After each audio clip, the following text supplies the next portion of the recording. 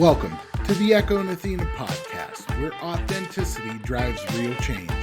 I'm your host, Brian John, and together we'll explore stories and strategies to help you embrace your true self and make a lasting impact. Ready to get started? Let's go.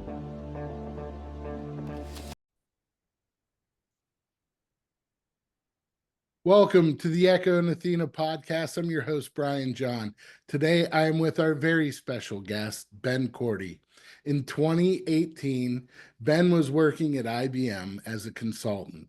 And when he was bitten by the coaching bug in that same year, he left IBM in Chicago, moved back to Columbus, founded Beyond Peak Potential Coaching, where he has dedicated his life to helping people elevate where they are, find fulfillment, and find their greatest potential. On top of all that, Ben took a trip out west that changed everything for him. And to have Ben Korte with us here this morning is such an absolute pleasure. It's great to have you on, Ben. How are you doing today? Ryan, it's great to be on here, man. I'm excited to finally join you on this. Can't wait to have a great conversation, but I'm doing wonderful this morning. Thanks for asking. No, you're welcome. Uh, just for full disclosure, Ben and I used to be neighbors, and Sure it did. has been always a hallmark of our friendship to have great conversations. But Ben has a lot of wisdom to bring to our audience as well as life experience. So we're going to go ahead and jump right in because we were never ones for small talk. Not at And all. let's hear it, Ben. Kind of just tell everyone about yourself, who you are, and Yeah. what brought you to this point. Mm.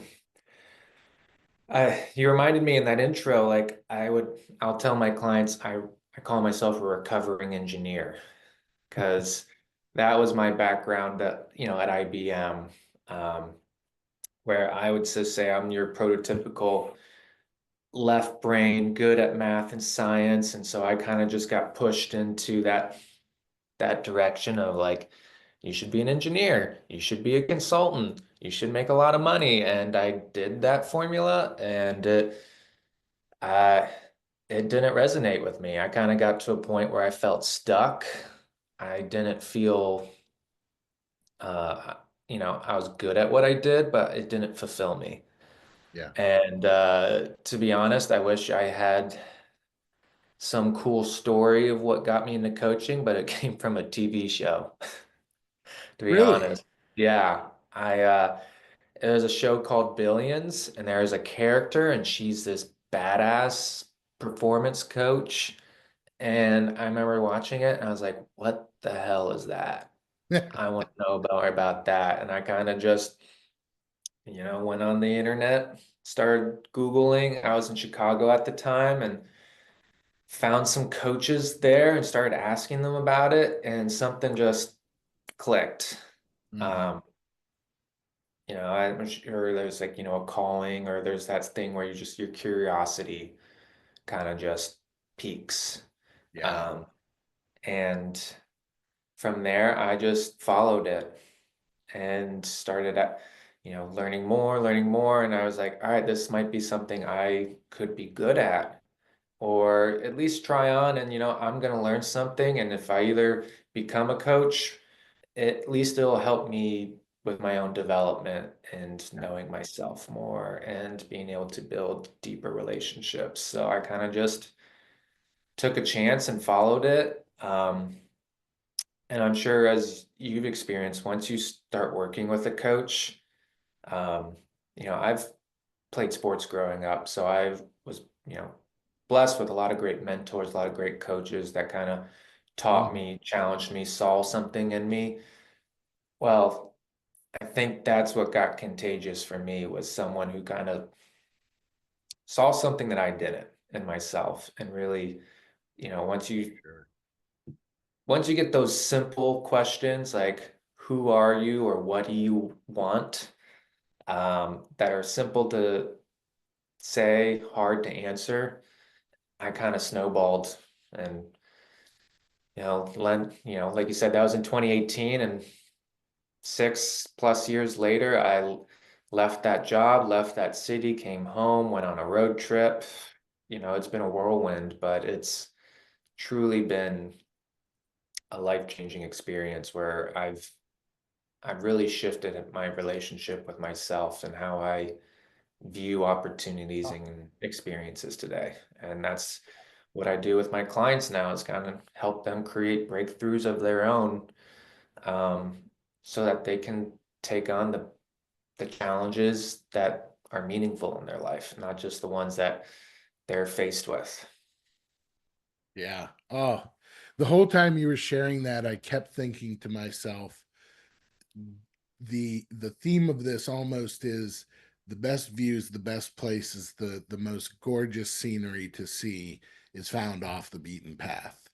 And Mm. followed the path for a little bit, and then you made that turn, based on instinct, on Yeah, alignment. And yeah, that's I kept seeing that imagery in my head as you were sharing all of that. Like, yeah, he went off the beaten path to see I some did, really literally and figuratively. yes. And we've had conversations about your trip out west, and the road trip, if you will, that you took. And just to share with our listeners, what precipitated all of that? What inspired your decision Oh to, man. after leaving IBM, hey, I'm going to go on this Yeah. road trip? Yeah. Um, yeah. I think you touched on something, right, where the instinctual, or I'll say intuitive side, that I would describe as a muscle that had to be worked out, that Mm-hmm. coaching got me to practice. I was so left-brained. I was conditioned to do what's the logical choice, what's the rational choice, what makes the right sense, and let's do the calculated risk. And I wish I could tell you, hey, once coaching, I worked with a coach, it all shifted, but it took years of practice, trial and error and baby steps.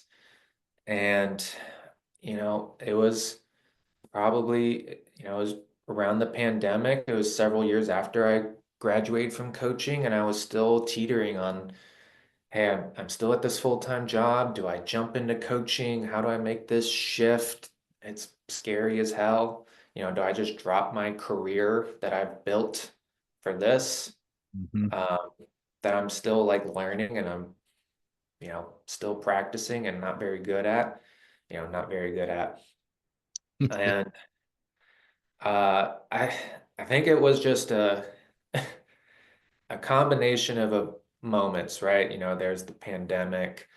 I was grieving a loss of a loved one. I was struggling, personally and professionally, and there's just these things that just started stacking up. And I kind of reached a breaking point where I kind of said, enough's enough. Um, kind of like, what am I waiting for? And at that moment, um, I read The Alchemist, Mm-hmm. and that book planted a seed. And I think during this period, I started journaling a lot and writing these thoughts down and reviewing them. And something about that process, I think, built some accountability. I started, you know, it wasn't just daydreaming. It started to become a little more tangible, right? There were Yeah. passages, there were ideas. And then finally, something clicked where I was like, if I'm going to take the leap, what's the scariest thing I can do? Like, that was the big thing coming up, was Mm. this fear of uncertainty, fear of the unknown, fear of failure, right? That was the big aha moment for me, was, okay, it's not coaching, it's not the noise, the story I'm telling myself, it's this fear. Mhm. And this road trip idea kind of sparked, okay, what's the scariest thing I can do? Well, let's leave your job. Let's go on the road by yourself, and let's just not really, the planner in me. I said, let's put that aside. Let's just let intuition guide me and see where it takes me out west. Mm. And that's kind of this idea, this trip was like this crucible of, all right, let's experiment with this fear, with trying, you know, practicing this intuition in real time and really create the conditions where I can explore, hey, is there another way of living? Mm. Is there an So, authentic way of living? And that's kind of how the road trip took place. so what was the path of the road trip? Um, Started here in Columbus, and honestly, I printed it out, a map of the US, and I just started putting dots of really like, hey, what are national parks? I think that was a big, I had a dream that I was stargazing. I've never been like somewhere where, you know, you see the Milky Way and it's just this vast, clear night sky. And so there's a dream around that of like, I want to go stargazing. I want to go camping. I want to be outdoors and find open spaces.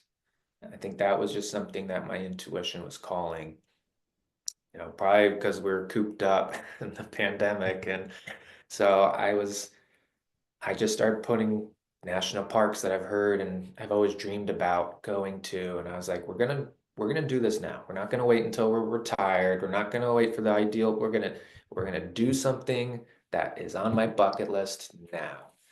And Mm, then I started connecting like, oh, I have a friend in San Francisco, or I know someone in LA, or hey, someone in Denver that I can couch surf with, and just kind of connected this big loop where I hit every state out west, um, wow. covered 12 national parks, I think over 20 different parks in general, but and kind of just said, how many days do I want to spend in each spot? And next thing I know, it was like, I got an itinerary for 4 months. You know, let's start planning and packing. And Wow. that's kind of how that was the planning process, was just where do I want to go?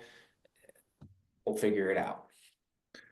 So when you're on this trip, and you're Mm. spending so much time with yourself and you're out Oh in yeah. nature, Yeah. uh, you come to the point to where you can't help but reflect. You can't help but deepen your You can't understanding. escape it. Yeah, that's a perfect way to put it. You can't escape it because all the noise and Yeah. distraction is gone. So you have to be there with Yeah. yourself. So how did that trip specifically, or just any journey in general, challenge or deepen your values? Oh man. I mean, it was there's a thing that happens where like the first week, you know, it feels like vacation.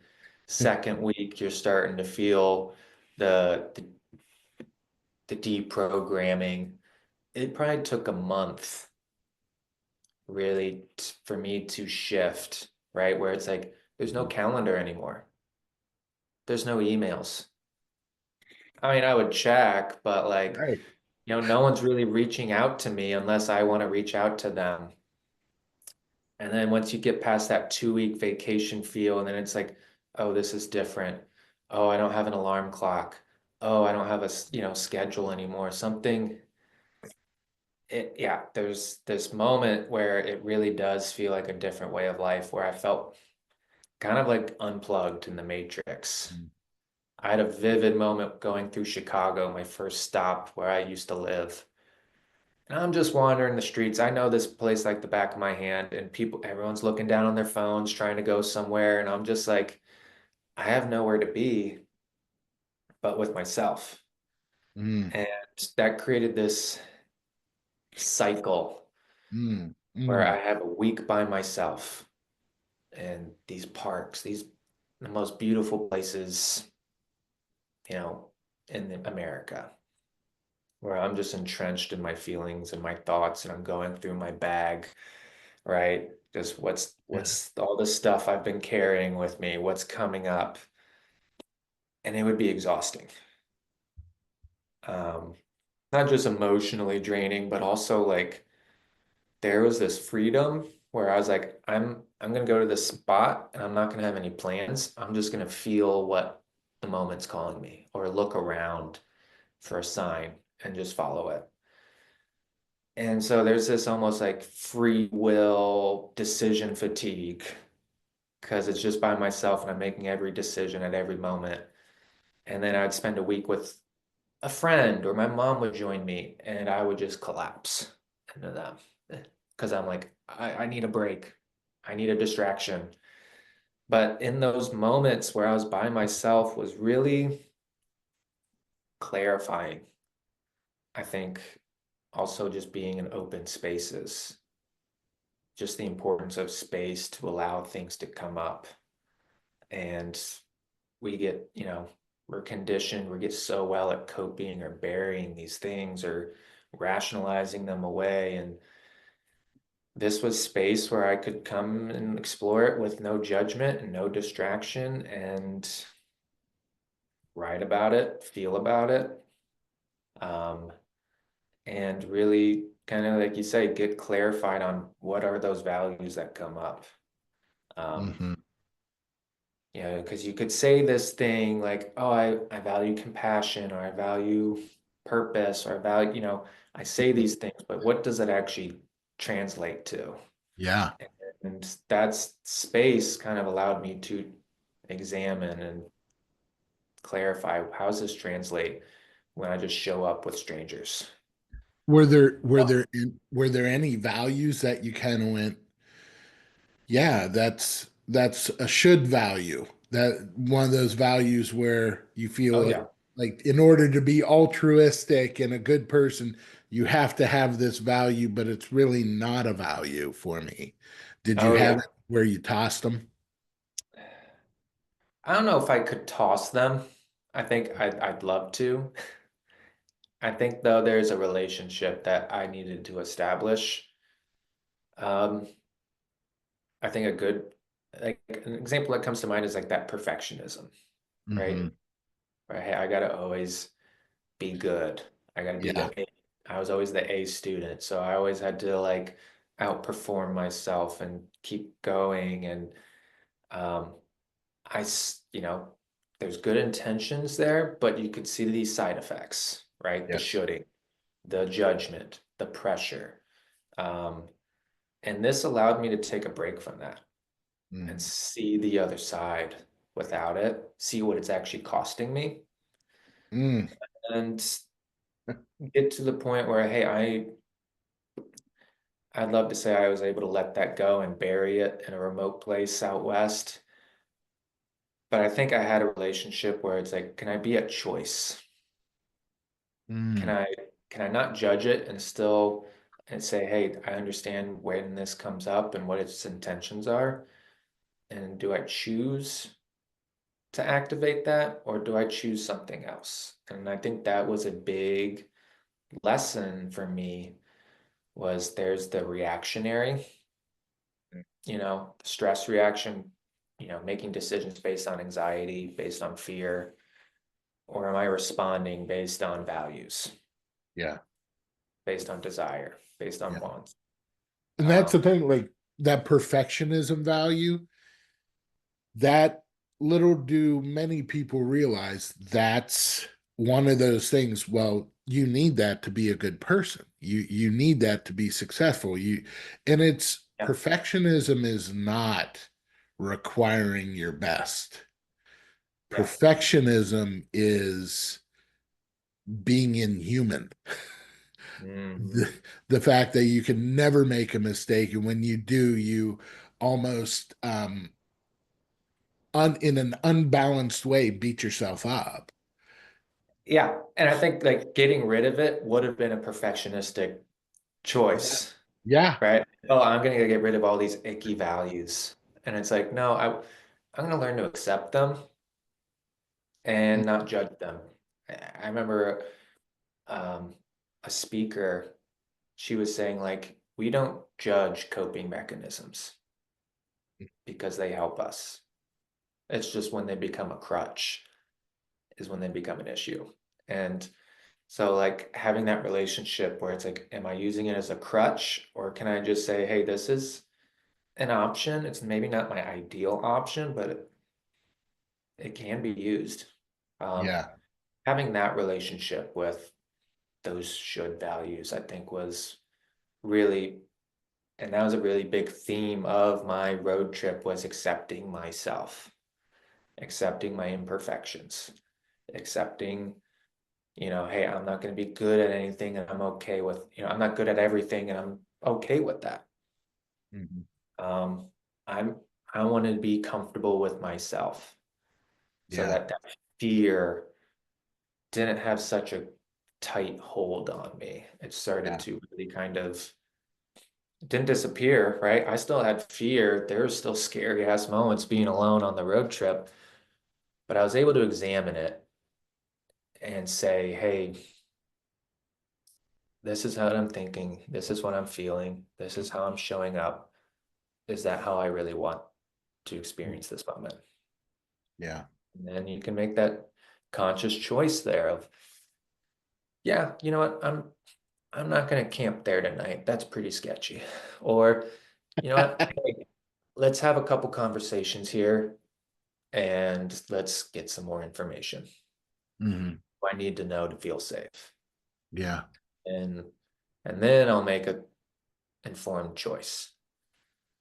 That's, I think, kind of the big aha moment I took on being Mhm. on the road. And so essentially, the relationship you were establishing was with who you actually are and who you want to be. Yes. Mm, yeah. And how interesting is it that when you talked about your first stop in Chicago, it's like all these people are walking around, Yeah. heads down, faces in Yeah. phones. Yeah. Once you got out of that noise, and I am not anti technology, but I do think it's way out of balance. Yeah. And it took you getting away from that for a while, and it took a couple weeks Mm-hmm. to where Mm-hmm. you were then faced with, okay, I need to say this is not your words, but essentially, I need to figure out who I am. Uh-huh. I And remember vividly, it took me, the moment it happened, it took me all the way till I got to Washington, to the West Coast. Mhm. I saw the Pacific Ocean. I was in Tacoma and I was staying in this two-star hotel that smelled of cigarettes that I just looked up and I was like, what's a cheap place to stay at? And I'm by myself and I'm kind of like, I don't know, I'm a little mopey, but it was like a Tuesday at 12 o'clock. And I'm like, I haven't checked my calendar, I haven't checked my emails. All that I really want to do is read this book and write write in my journal, and that's really my itinerary today. And God, that feels fucking awesome. yeah, it does. Just to say that. Right. And it's like, oh, I don't have to check anything, or I don't have to log into some meeting, or I don't need my computer for this. It was just like, I'm, and I was right around the 1 month point, and I was like, oh my God, like that's what life could be like. Mhm. And that started this whole domino effect where the first month was really kind of this grief, this letting go, this mourning, really, really struggling. And then by the time I hit the West Coast and I went from Washington all the way down to San Diego, something came alive Mhm. where I really started getting in tune with following my intuition, following the moment, looking for, um, the alchemist. What was that thing they called the signs that you would see? Synchronicities. Yeah, I believe so. Yeah. My See, favorite book of all time, read it multiple times, and I'm at a loss right now. I think you're right, though. it was like a phenomenon that I experienced firsthand, like these synchronicities, where it was just like, I'd go into a restaurant, the bar's open, the bartender looks at me with a big smile. I'm just like, all right, we're gonna sit here, you know, and you strike up this great conversation. and he's the first person to welcome me to the West Coast, and I'm telling him about my road trip, and he's taking care of me, and it's like, okay, I that's what I was looking for. Or this stranger on the hike bumps into me and we start having a conversation, and then like an hour goes by and I tell him I'm on a road trip, and like there's this aura I discover that I have, this magnetism that people are like, you're actually doing it. Like you're doing the thing everyone talks about doing, you're doing it. And I'm like, Mhm. yeah. And it was amazing just sharing that, and people would just gravitate towards me, and it kind of restored my faith in humanity. We're so separated, we're so divisive today, but I'd have so many examples of like, I'm camping on this beach and this big ass RV shows up, and I'm like, oh my God, this is going to be like one of those traveling families with 5 kids roll out, and they're just going to be a nuisance. It's this big honking RV, and I'm just in this rinky dink tent.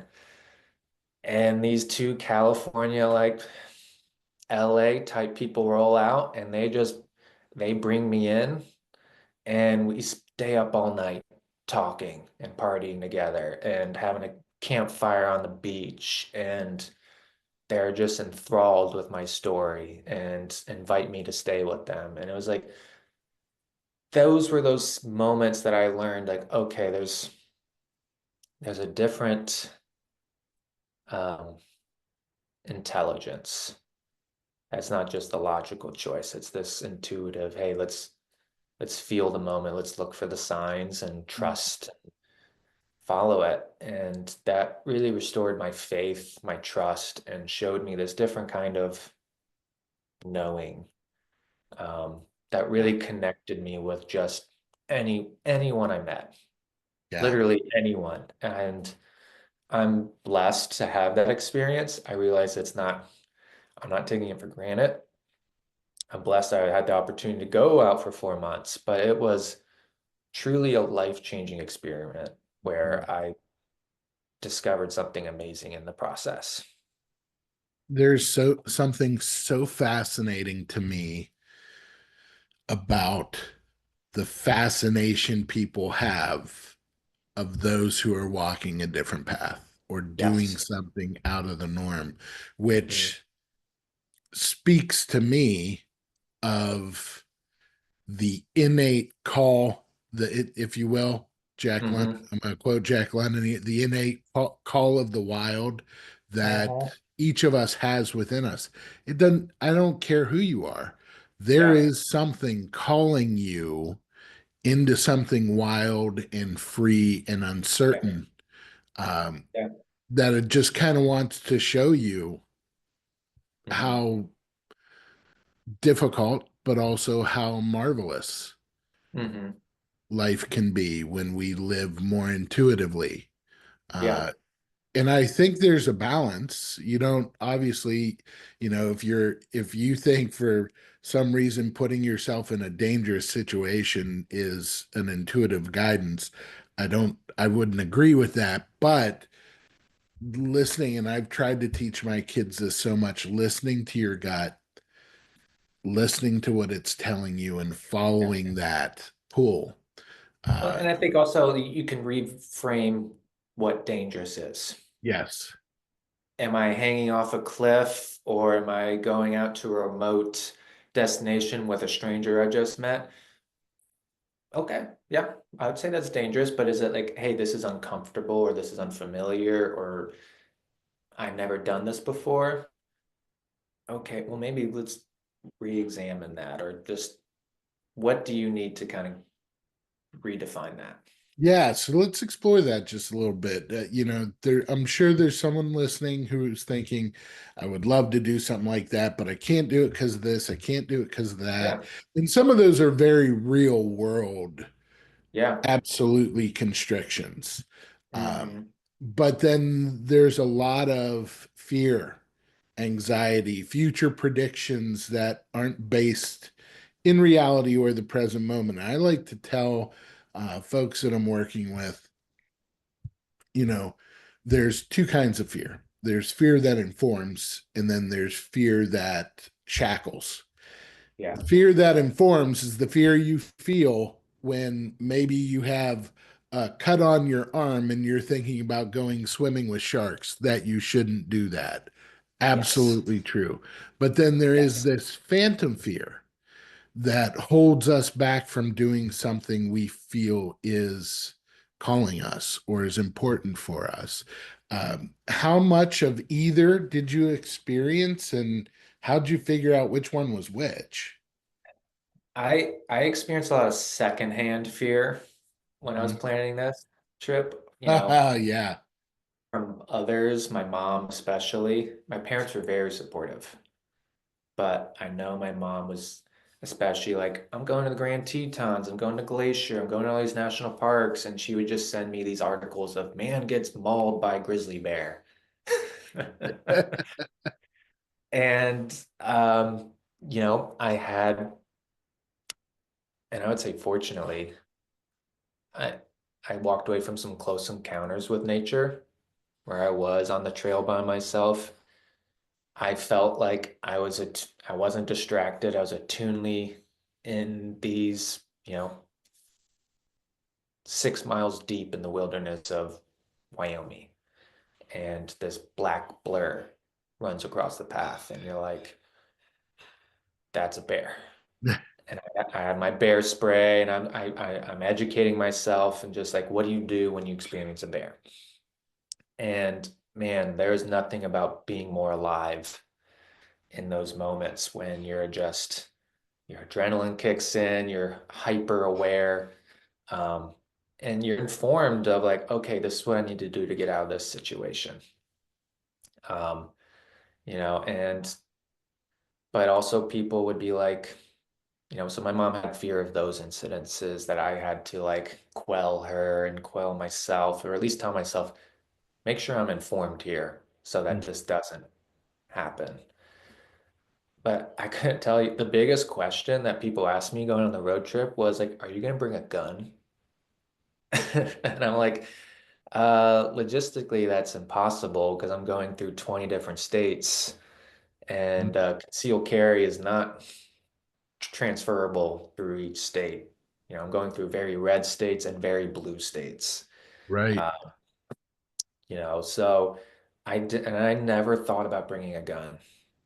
I mean, I bear spray in my car door and a pocket knife. That was my form of protection. But I was also like, I'm just not going to put myself in situations where I feel like I'm in danger. Mhm. Um, so I'm very fortunate that I never really had too many dangerous experiences come upon me. There was one where I was in a motel in South Dakota at, you know, midnight, and it wasn't vacant, so I just had to sleep in my car, and that was the first experience sleeping in a car and how that's kind of terrifying. Mm. I had experience in Joshua Tree where I'm camping in this remote part in the desert, and I'm restless at night, and 3 a.m. this rickety truck just slowly drives by my campsite, and I'm like, I don't have I don't have anything in my tent. Who knows what this is, what their intentions are, and they fortunately drove away. But like there were moments of, let's just say, exposure Mhm. where you felt like, okay, I really am, I've left the safety, you know, I'm backpacking 20 miles in the middle of the wilderness, and if we slip and fall, there's no help for 2, 3 days. So you have to really trust and be in the moment. Mm. And that I think was a big blessing. And unfortunate, nothing happened, but it really pulled me into the present, Yeah. where like that actual fear kicked in. A lot of the noise fear was secondhand from others Mm. Mm. Yeah. That because actually. you scare a lot of people. You experience their fears and their doubts of like, well, why would you do that? Or have you thought of this? Or like they tell themselves the stories of why they shouldn't do it, and you're debunking it and to them in real time, and you just see them kind of like question, or you kind of rattle their cage a little bit and say, well, how true is that? Yeah. And we have a very fear-based media. We have very fear-based politics. We have very fear-based Yes. Yes. society in general. Hmm. And so it's very difficult to overcome those things. So knowing that a lot of it comes secondhand, and it's always going to come from the people who love us and care about us because they don't want to see anything happen. Hmm. So you have to figure out what is fear-based in you that's not in reality, as well as what's being put upon you. And it's almost Hmm. like a contagion, right? It's like a cold, one fear to the next, to the next, to the next. Yeah. Yeah. And you know, I think you mentioned this, like you don't need to go on a 4 month road trip to experience this. Certainly, it allowed me to experience it in the most extreme sense. Mhm. But you don't, I realize not everyone can do that. So going back to like what you can do, I mean, the first step for me is that curiosity, that self-awareness, that introspection, Mhm. and whatever practice that looks like. Yeah.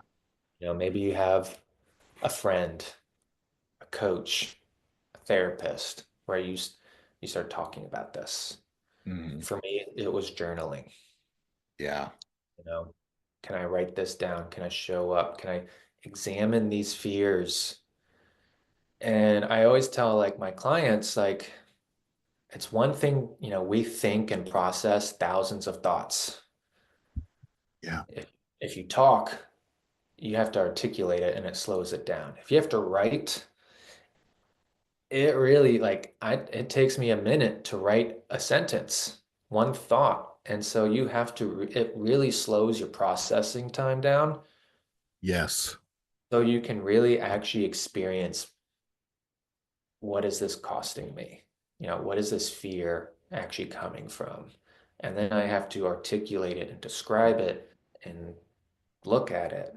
And that practice alone, I think really starts to build that awareness. And then you can start examining and saying, hey, how's that really going for me? Yeah. And there's something there that really struck a chord. Um, and it's that I've heard. So I used to have a career in education, Yeah, and obviously, the English language arts folks always talked about the importance of writing, and they would use a lot of academic terms to talk about it. hmm, And I don't think that really translates to people because writing is not their passion. But when you shared, and it's probably the best justification to talk about journaling and why that helps people. It's the fact that you have thousands of thoughts in your head. yeah, If you verbalize them, you have to slow it down. But if yeah, you write them, you have to be very present with hmm, the transcription of that thought onto the paper. It requires you to slow down. yeah, And as someone who is cognitive well-being coach as well as on their way to becoming a mental health counselor, we yeah, talk about the importance of things like journaling as a reflective exercise. We talk about it as a part of self-care. We talk about it as a part of coping. But the essence of it is being yeah. able to slow down. And I think it becomes a little more real Mhm. when you write it. It's not just a thought that you're like, ah, I got that. That's not mine. Throw it away. When you write down and say like, hey, I'm not happy Mhm. or I'm afraid of living. And then you have to own that Yes. sentence. Yes. And you're like, I wrote that. I'm looking at that. That is now on the paper. And that can be really vulnerable, really scary. Absolutely. And I would say someone who really loves journaling, that presence and that vulnerability is always uncomfortable. And you're being required to be vulnerable with yourself. Yeah. And then you're being curious with yourself, which, as uncomfortable as that is, because that's not the society we live in. And so it's extremely uncomfortable because this is foreign. Hmm. These processes are foreign, as well as can be vulnerable as we're doing that. And so I think just that slowing down, being curious, which is so missing in our conversations and networking events and things like that. It's just that vulnerability, slowing down, being curious, sitting with it, working through it, Well, definitely is the work. yeah. And that's one thing I work with clients on, right? It's great to know our values, right? What we stand for, but like that's just a word. What does that actually mean in practice? How do you Yes. actually demonstrate it? And you talk about like authenticity, Hmm. but that's being true to yourself. Yeah. And so it is that process of, hey, am I actually listening to myself and being true to myself, or am I telling myself what I want to hear so that I feel good? Yes. And that's Mm. values and action is doing that work. So on the trip or after the trip, Yeah. or even before the trip, where do you think your commitment or realization that authenticity was going to be so important for you? Where did that happen? Was that before? Was it during? Was it after? Has it always been a part of you? Certainly not always. Mhm. I mean, I'd say I lived most of my 20s telling myself, I was 29 when I went on this road trip. Um, so I spent most of my 20s just shooting, shooting. I should all over myself. It was Yeah. just um, and it took several years of coaching to be aware of that and realize what that looks like and what it's costing me. And then so I was maybe aware of my lack of it before the road trip. I think there might have been some intuitiveness of like, hey, I need this for me. Part of that road trip was like, hey, really the big scary thing I'm going to do is leave and become a coach. So can I use this to recharge myself, experiment, try this, and really be true to myself? Because if I'm going to coach and lead others and demonstrate it to them, I need to make sure I'm doing it first. Mm. And that is, a principle of being a coach is like we can only take our clients as deep as we're willing to go. Right. And so for me, that was like the mission of this road trip was let's see how deep I can go, Yeah. um, so that I can demonstrate and practice this with clients. And I'd say hmm, there were definitely a few aha moments. Mm. There are definitely a few moments of pure, and I'll tell you one was uh, in Joshua Tree. It's it was right at that. It literally was like at the halfway point of the road trip. You're kind of halfway across too, I'm like, all right, I went down the coast and then I'm going to start zigzagging back. And I am in this mystical, I've never been in a desert. So I was like, I'm in this desert. Joshua Tree has all this aura and mystery and allure, and I'm camping out there and I'm watching the suns. I found this rock that I climbed up, kind of reminded me of like Pride Rock from Lion King. And I'm sitting up there and I'm watching the sunset through the desert. And I have never seen a sky like that, where it was just like what you see in the movies, right? Wow. It's Milky Way. And I honestly stopped counting how many shooting stars I saw. I think it Wow. I think it was around 2 dozen. And there was a pinch me moment where I was like, this is the dream. You know, this is the dream I had a year ago, where I was like, I want to experience life. I want to experience something deeper and connect to it. Um, and then being there and saying, I'm practicing this. And that that was a moment of clarity where it just kind of clicked. There was just a knowing of like,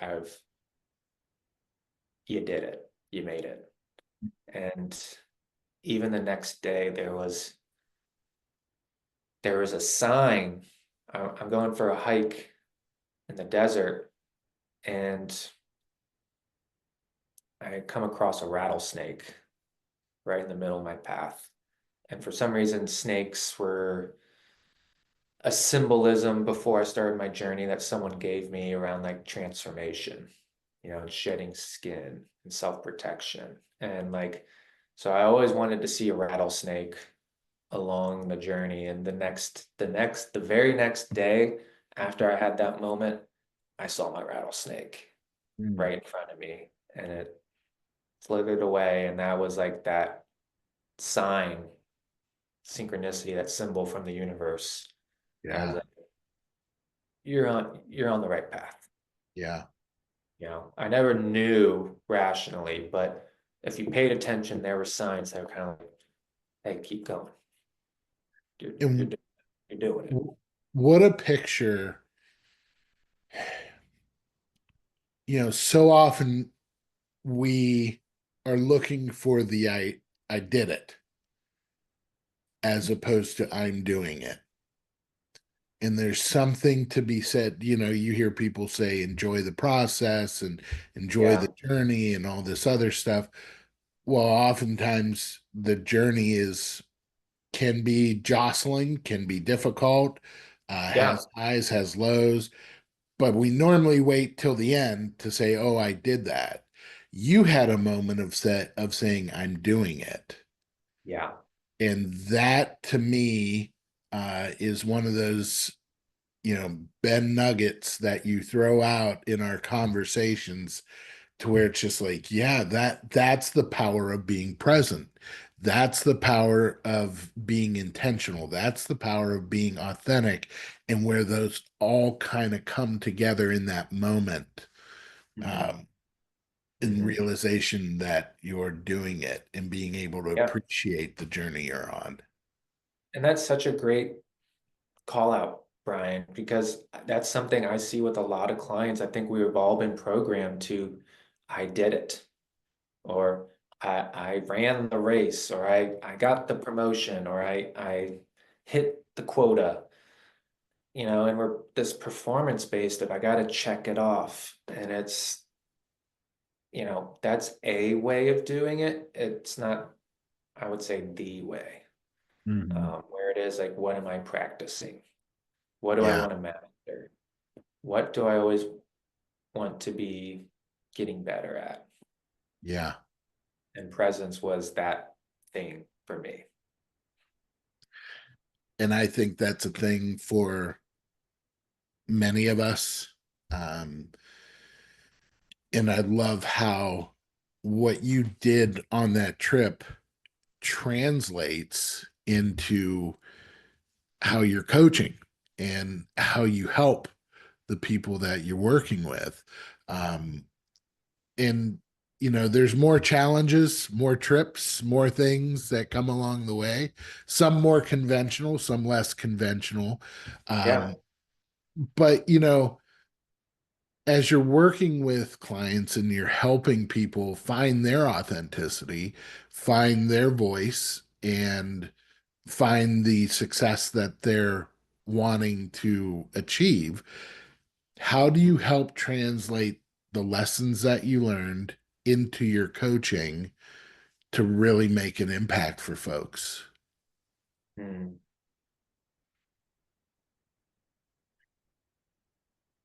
I think you kind of get this, we've kind of painted this theme, right, of how do you want to show up? What's your authentic self? What are your values? And I think it is kind of building that vision, taking that, I tell the biggest thing people get out of coaching is they step out of the day to day and they can see the big picture. And I always tell clients we do as coaches is, you can't read the label if you're inside the bottle. Mm, So if you're stuck in your own story, you can't, you're stuck in it unless you have someone from the outside and says, hey, it looks like this is what's showing up for you. And they can get that clarity or that perspective where it's like, oh shit, you're right. yeah. Um, and it is all practicing that awareness. That's what I'm helping my clients master is that self-awareness, that acceptance. Okay, can you remain open? Can you remain curious to explore this, or are you going to shut off and judge? Mm, I think that's a big thing we see in society today is, hey, judgment's a useful tool, but it's overextended. yes. And if we're probably so overwhelmed, we're leaning on that because judgment helps us make quick decisions, Hmm. but they're not informed decisions. Yeah. And so that's where I'm helping my clients practice is, can you cultivate that curiosity? Can you remain open, non-judgmental, and then see the opportunity and choose how you want to show up? Yeah. That's, I'd say, the very basic formula of what I work with clients on is kind of tying that connection to, we call it the cognitive triangle. Hmm. What thoughts are you having? How do they make you feel? And how are you showing up based on how you feel? And Yeah. then you look at, okay, am I showing up the way I want? No. Okay, well, let's draw that connection back to those thoughts and feelings and choose. You can, it's not easy, but you can choose to have a different thought. Hmm. You can choose to view it differently so you feel differently. Yes. And then that will help you show up differently and hope, that's what I was doing on the road trip was I was showing up the way I want and over, I kind of reversed the process, where it's like, hey, I need to have the right thought. I need to be motivated so I feel engaged so I can do the thing. And you got to reverse engineer it. Yeah. Here's the engineer coming up. But you got to go backwards. You got to say, hey, how do I want to show up? Hmm. How do I demonstrate that? What are the values? What are the actions that I need to show up doing? And once you start doing that, it's kind of like the gym, right? You don't feel good going to the gym, but after the gym, you're like, hey, I'm glad. All right, that wasn't so bad. Or I feel a little bit better. Like I did it. So I can say I journaled today. It wasn't great, but I did it. And Yeah. then you start thinking and viewing yourself differently. Yeah. Cultivate a different view of yourself. You can cultivate a different mindset where it's like, hey, I'm not an athlete or a Jedi warrior here, but I'm at least doing some steps.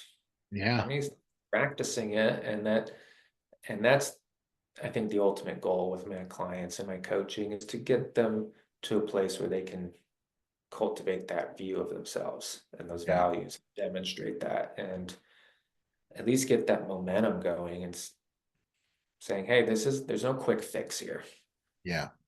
but you can always start over. Yes. And I hear as you're saying that, that just takes me back to the first part of your trip is for those out there who don't know, there's a body of work being done by it's called internal family systems, and essentially it's parts theory.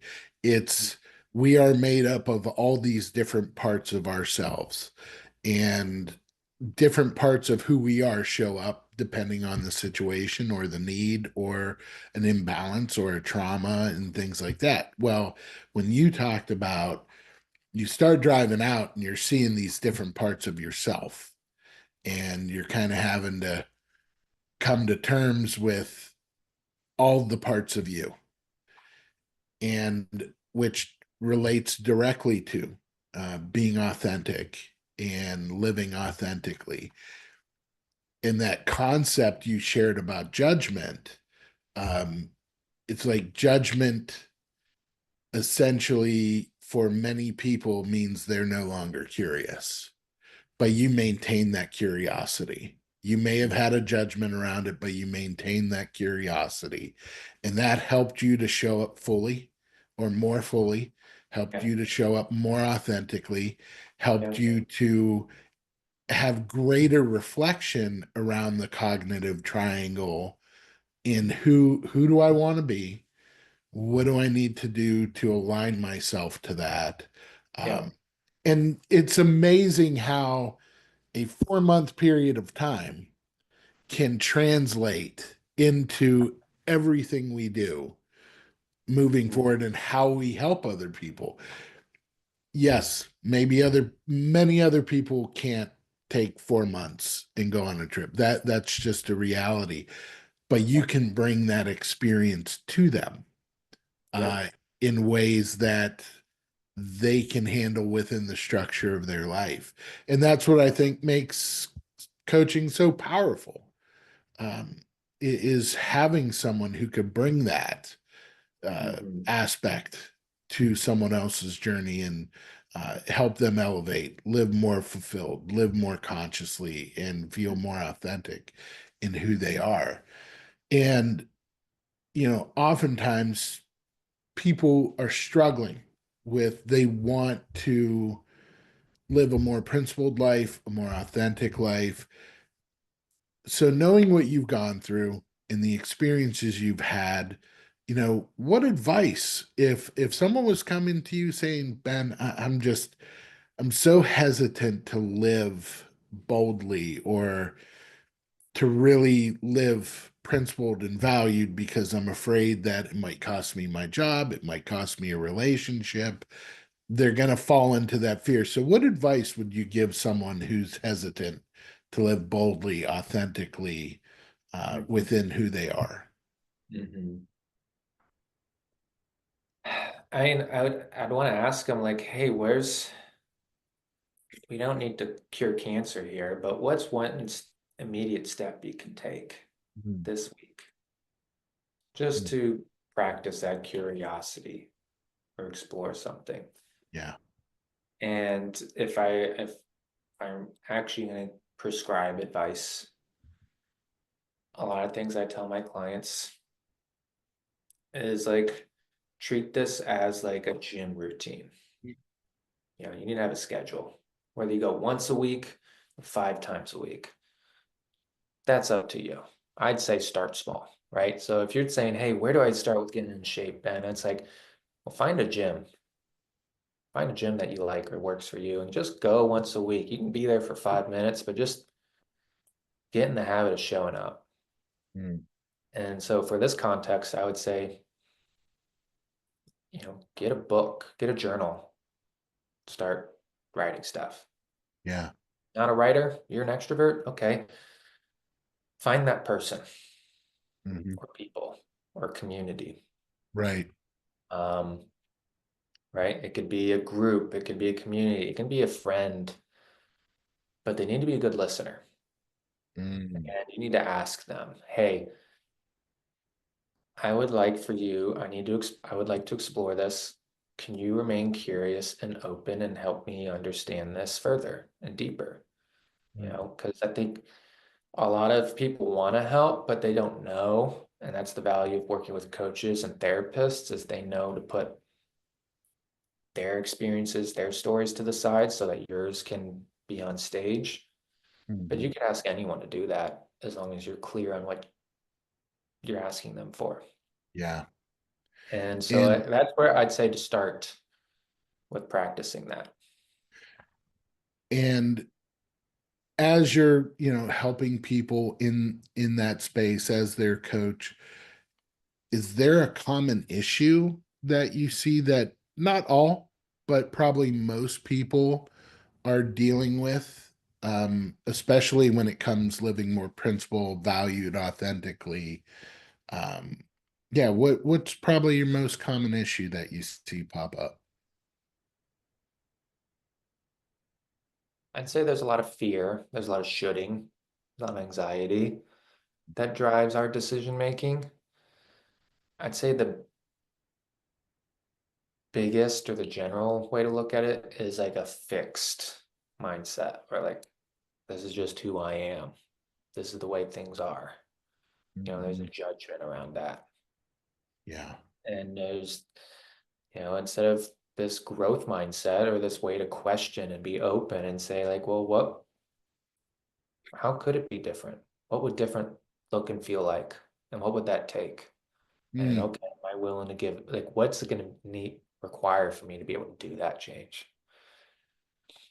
I think that's the biggest thing, is introducing that possibility that that opportunity is always there. mhm. They just need to be able to see it, realize it, and be open Yeah. to do it. And I think that's the biggest value I try to introduce with my clients, is just giving them the confidence, just giving them the courage to say, why don't you just, does it hurt to even just explore it? Hmm. And let's just start there. Yeah. In that context of change, people want to see things change overnight, even Yeah. though we know that's not logically realistic. We really want that so bad because we're sometimes in such a difficult spot where we are. Sometimes there is no vision, it's just the pain is pushing um, us into a new space. And on that point, like, people overestimate what they can do in a year, right? Hmm. Yep. That's the curse of the New Year's goal. I'm going to be a changed person this year. But they underestimate what they can do in several years. Yeah. I've been on, like you mentioned, 2018. So I've been on this journey for 6+ years, and I'm still figuring shit out. I'm still Yeah. working stuff out. But like, holy shit, if I didn't start the process, I am way further along in a way different trajectory than where I was. And so it's like that idea of compounding interest, that compounding, momentum. Like, there are no quick fixes here, but if you start doing this, you'll look back in 5 years and be like, wow. Mm, yeah. So, interestingly enough, I'm wondering if there's a parallel. If you could look back before your journey out west, for your road trip, and if there was one piece of advice that you wish you had or knew before that trip, Hmm. would there be a parallel to that and just the journey of continuing to grow or embracing change or finding more of the fulfillment that people are looking for as our clients? Hmm. I don't know if I would, because where I'm at right now, the results of what I did, I don't know if I'd change a thing, and that I would need to tell myself any more advice. I think what I would do, and this was actually an experience, a spiritual experience I had roughly around that halfway point that changed the whole trajectory of everything, was that I experienced this unworldly reassurance Mm, that I knew didn't come from me, but it was from within. yeah. And so the best way I could translate that into context is, if I could do anything for myself before the road trip, I could see him, I would just put my hands on the back of his shoulders and just nudge him forward. just give them that reassurance of like, you're going in the right direction. Just trust the process. So, So I can't tell you how many people who I've either had a casual conversation or have previously interviewed who are experiencing great success in whatever area they are wanting to experience success. So I'm not limiting it to business success. I'm talking about yeah. personal growth success, all of that.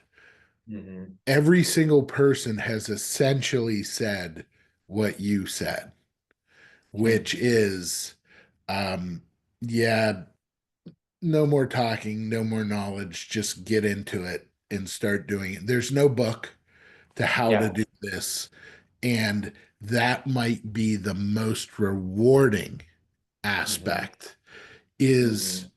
along the way, they find some level of assurance or reassurance Yeah. that they're well taken care of. This doesn't mean that people don't go through very difficult trials, Yeah. tribulations, things like that. We are not discounting that at all, but it's Yeah. that idea of whatever journey is sitting in front of you Mm. that you are, if you could get quiet enough that you could Yeah. feel is calling you, just get going. And that probably is one of the most underrated, important Hmm. aspects of humanity, that living in an information society, we're constantly Googling, we're constantly researching. I'm one of Yes. the people, but once you just kind of get started, Yeah. I will never forget my journey. My journey really started right around 2015, and Mm. it started with just an idea of maybe I'll write in a journal. And I just wanted to express myself more fully. And then it became, writing a Hmm. book, leaving education, founding my own business, all of those things along the way to just get to the point to where I just wanted to help people. Yeah. It's Yeah. it's happening, I'm doing it. Type I, moment. and I heard that the other day. Someone was saying, that Nike slogan, just do it, why it's so legendary, iconic. Mhm. It's not the what they say, what's the most powerful word in that statement? It's Yeah. just. It's not do it. It's not do the thing. It's, hey, given all the circumstances, just do it. Yes. Like get out there despite what you feel or what your doubts are. Mm. And you're absolutely right. Like you're talking about one of the big epidemics that I see with clients in society today, it is that information overload. And there's so much information out there, we question ourselves. And we're like, well, I need to know this. Or I have so many clients and say, what advice would you give me? What tool do I, what do I need? I'm like, that's why I became a coach, is because no one helped me. I was naturally motivated, but no one told me to look inward and say, well, what do you want? Mhm. And why don't you go figure that out? Yeah. And that's that's the journey that you and I have stumbled into, is helping people. You know best. Right here is this is your compass. It's Yes. not on TikTok, it's not on Google, you know. And if they're saying it is, that's a trap. Well, and one of the aspects that brings up is there is no greater feeling of safety, there's no greater self esteem builder than to take on something that you are completely oblivious to how to do it and build yourself into the person who can do it. And that's where sometimes a lot of confidence comes from, is knowing you've already done foreign things. Not even, it doesn't have to be hard, but something you just didn't know to do and then doing it and then seeing the success that creates greater confidence in that growth mindset, It allows us to understand that whatever problem is in front of us doesn't have to be debilitating, and it doesn't have to be a fatal stop in the process of who we are. It is a continued evolution of growth that we need to allow ourselves to experience. Yeah. And then all the benefits and rewards come with it: the self esteem, the confidence, the Well, strength, yeah, I think you're knowing who we are. introducing a different description of success, right? You said Yes, earlier, the material, really what success at the end of the day is, and there's like a poem on this, is the man in the mirror. yes, So at the end of the day, if you're looking at yourself in the mirror, do you love that person? yeah, You accept and are proud to be that person because that's the person you answer to at the end of the day. And that's, I think, to your point, that's what success is. And I yeah, think the world would be a better place if we all can make peace with that person. yeah.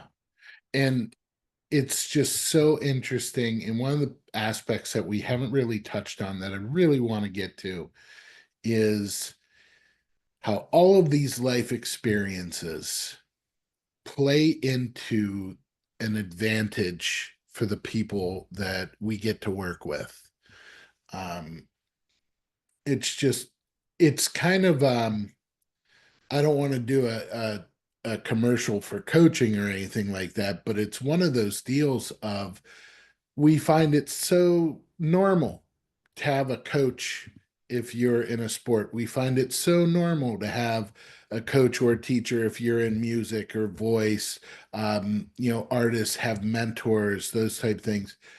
And to not understand how a coach can bring great value and impact, and it doesn't have to cost ridiculous sums of money. Um, Now, there are good coaches, there are bad coaches, there are coaches that fit you, Yeah. that don't fit someone else. There's a whole Oh, yeah. spectrum in there. But ultimately, people who are coaching um, are trying to share with others their part of the journey to help shortcut some things and help people go through the process to find that true success. For you, what was your biggest draw uh, to get into coaching? Mm.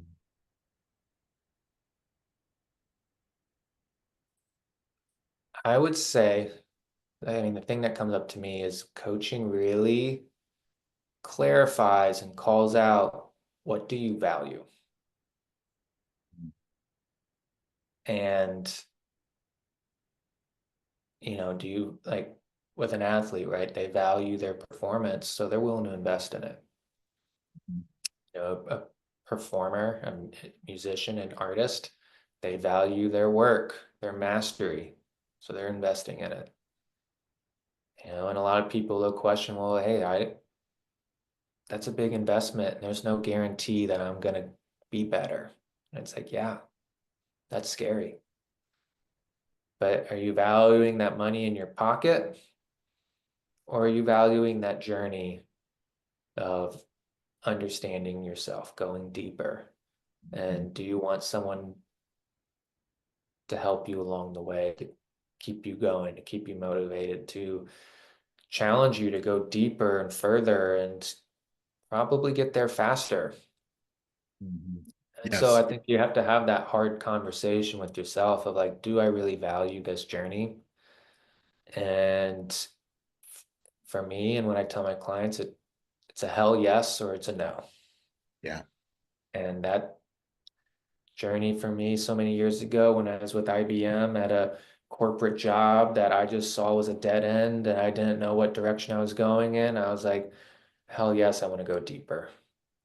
Yeah. I want to figure out and carve my own path, not the path I was told to.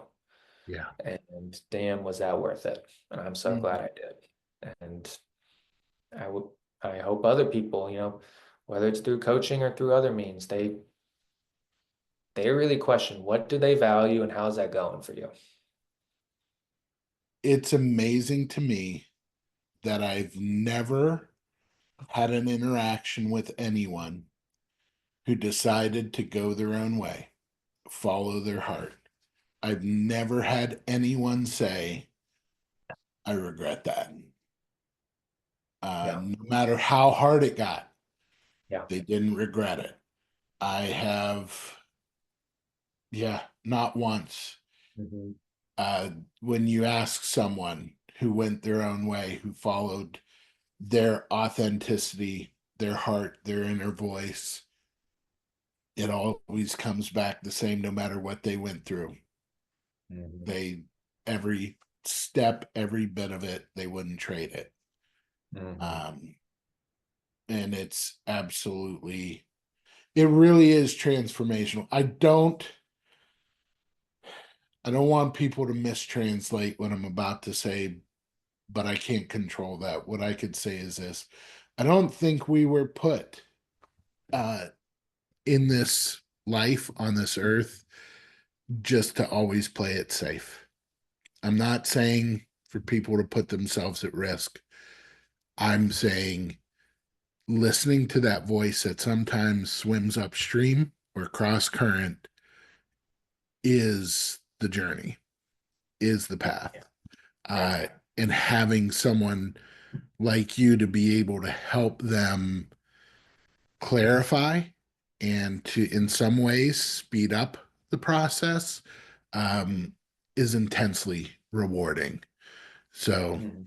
yeah, and no one ever regrets it. Yeah. No, they don't. Yeah, Because I mean, I told myself I could always go back. yeah, That that past life's always there if I ever decide to turn back. mhm. That road trip was extremely uncomfortable, emotionally, mentally, and physically. Like literally, like I don't have the creature comforts of home. I don't have a soft bed. I am exposed, and it got fucking old after a while. But that's where growth happens. That's where Yeah. transfer. That's the journey that you're telling people don't regret. You got to get outside that comfort zone, and there's no judgment on comfort. I certainly afterwards had a much bigger appreciation for the simple creature comforts of home. Oh, for sure. But to your point, do you value comfort? Is that your leading indicator, or is purpose, Yeah. is growth, is connection, is vitality? Are those what you put over comfort? Mhm. And that's what I think you need to prioritize and view. And there's, no judgment where you're at on the scale, but ask yourself, how's that going for you? And you have to answer that to yourself. Yep.